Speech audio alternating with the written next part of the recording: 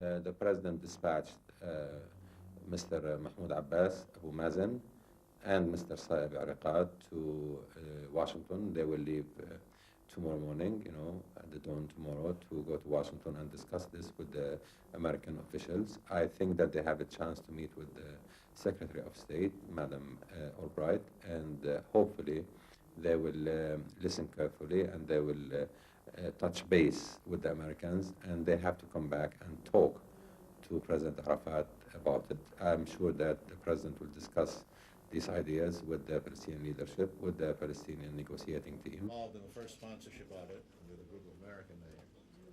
And we have here I really wondered when I just now met the Prime Minister, I suggested telescoping the entire process, the entire Oslo process, and taking the final settlement negotiations and bringing them forward into an accelerated negotiations. And from the start, I said that has to be with the United States. And at the end of that process, since we may not agree, to put it mildly, it's always like that, we may need to replicate a Camp David-like summit. This is a proposal. A Camp David-like summit would mean that the United States would host it, because I think that its contribution is absolutely crucial.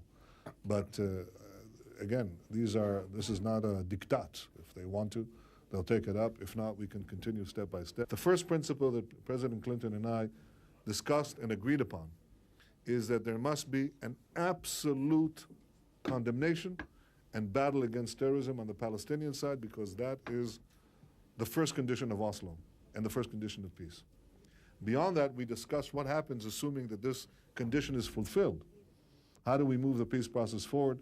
And there, I'm not going to be so detailed because we're in the midst of these discussions, and I hope that we succeed in bringing this forward, because in Israel, everybody wants peace.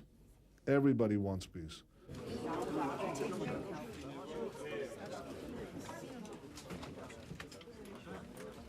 Sir.